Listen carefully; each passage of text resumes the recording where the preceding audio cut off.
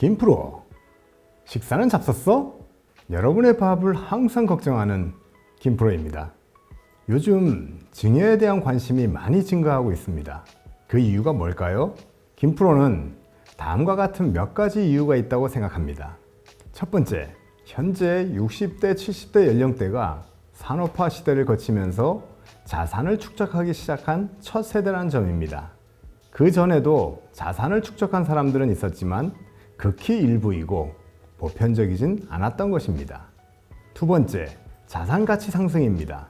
주택 등 부동산 가치가 상승하면서 중산층에서도 증여세나 상속세를 고민하게 된 것이지요. 세 번째, 역설적이지만 현재 경제 상황이 안 좋기 때문일 것입니다. 경쟁이 치열해지고 저성장 시대가 되면서 자녀 세대의 불확실성이 더욱 커졌기 때문에 부모는 자산 이전을 고려하기 시작한 것이지요. 네 번째, 이러한 환경의 변화에도 불구하고 세법상 상속세 및 증여세 관련 법률은 십수년째 변화가 없다는 사실입니다. 따라서 납세자들은 보다 더 세금 부담을 줄이면서 자산 이전을 고민하게 된 것이지요. 그래서 이번 영상에서는 절세라는 관점에서 증여를 하는 게 유리한 것인지 아니면 상속이 더 유리한 것인지를 살펴보겠습니다. 이 두 가지 중 명확하게 어느 것이 더 유리하다라고 말할 수는 없을 것 같습니다. 증여는 현 시점이고 상속은 예측할 수 없는 시점에 발생하기에 자산 가치의 상승 및 하락을 예상할 수도 없고 또 상속이 이루어지기까지의 오랜 세월에 대한 변동성을 예측할 수 없기 때문입니다.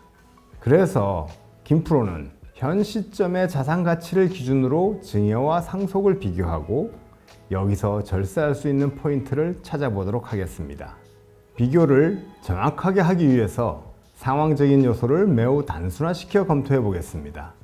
중소기업 대표가 부동산 20억 원, 본인이 경영하고 있는 중소기업의 주식 30억 원, 금융자산 10억 원 등 총 60억의 자산을 보유하고 있습니다. 가족은 배우자와 자녀 2명이 있고요. 이 사례에서 상속세를 계산해 보도록 하죠. 상속재산 가액이 60억 원에서 각종 공제를 빼면 상속세 과세 표준이 계산됩니다.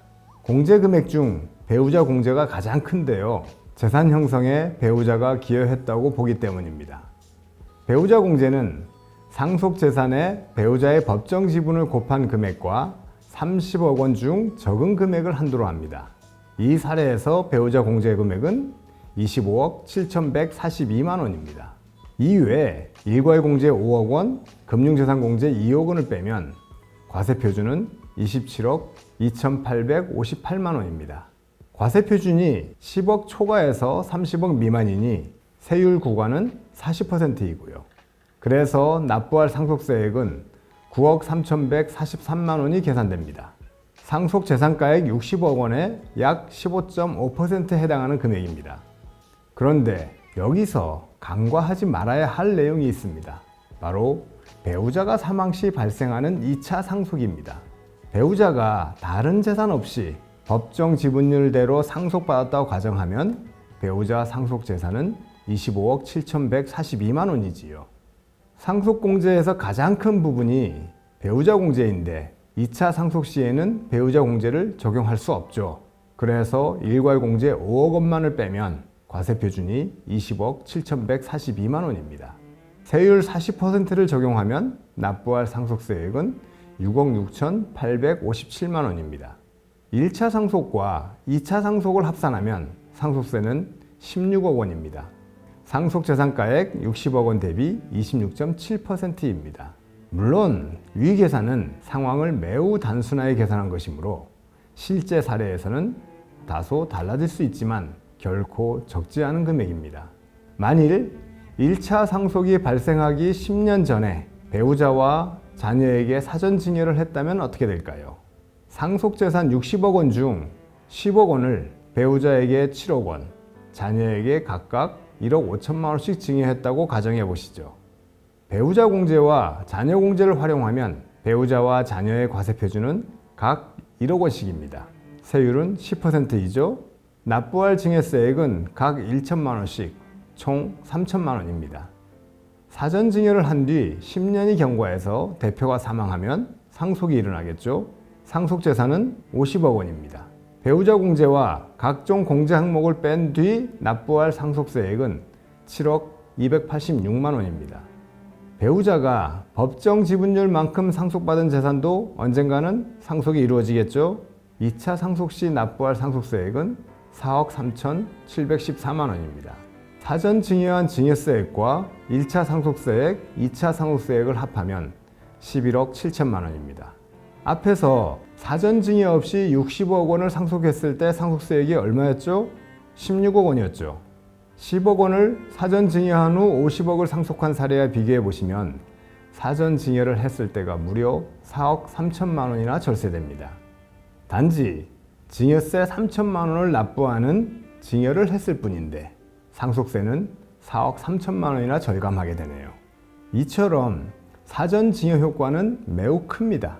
결국 사전 증여를 효과적으로 진행했을 때 상속세를 낮출 수 있다는 의미이지요.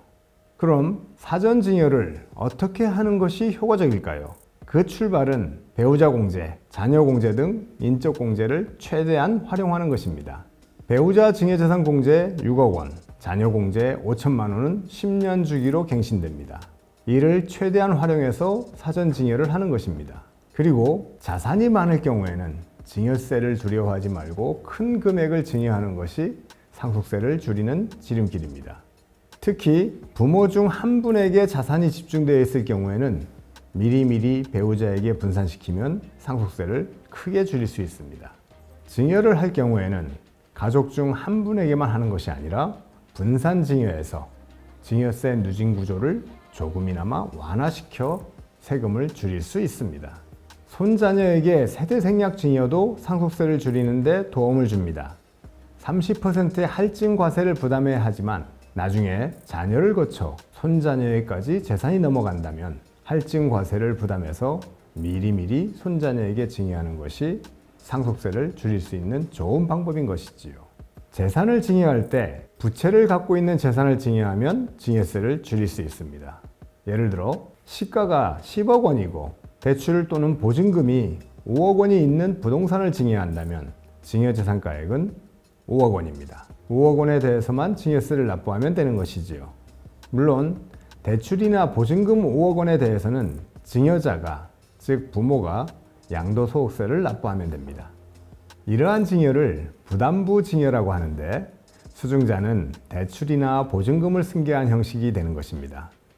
수증자가 증여세 납입 능력이 부족한 경우 활용하면 좋겠지요.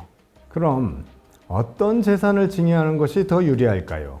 향후 가치 상승이 예상되는 재산을 증여하면 그 가치 상승분의 혜택을 수증자가 누릴 수 있고 상속이 발생할 경우에도 이미 가치 상승된 재산이 수증자에게 넘어가 있기 때문에 상속세도 줄일 수 있겠지요. 또 수익이 발생하는 재산을 증여하면 유리한 점이 많습니다. 임대소득이 있는 부동산을 증여하면 수증자는 그 소득으로 증여세를 분할 납부하여 증여세 부담을 줄일 수 있고 수증자의 자금 출처를 확보하는 데도 도움이 됩니다. 특히 중소기업을 영위하는 대표님들은 본인이 경영하는 회사가 커질 것으로 예상한다면 주식을 미리 증여하는 것이 유리합니다. 이 부분에 대해서는 추후에 영상으로 자세히 설명드리겠습니다. 이렇게 사전 증여를 하면 종합부동산세와 양도소득세를 줄이는 효과도 있습니다. 종합부동산세는 세대별이 아니라 인별 부과한다는 것은 알고 계시죠?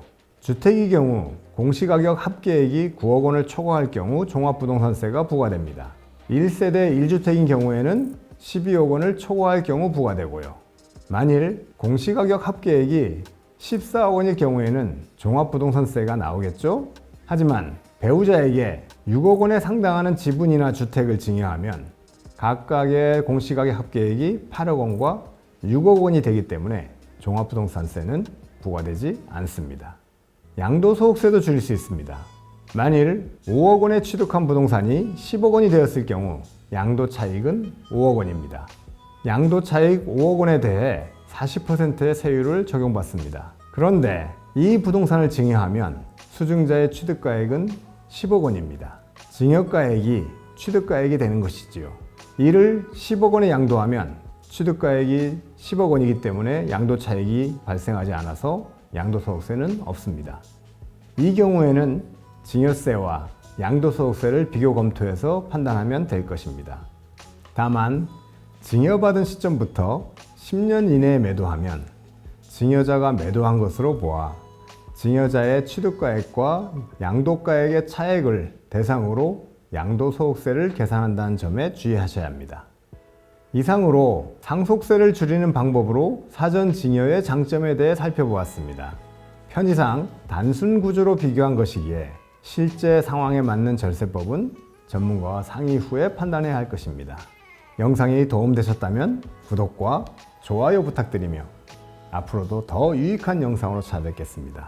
지금까지 대표님들의 밥을 항상 걱정하는 김프로였습니다.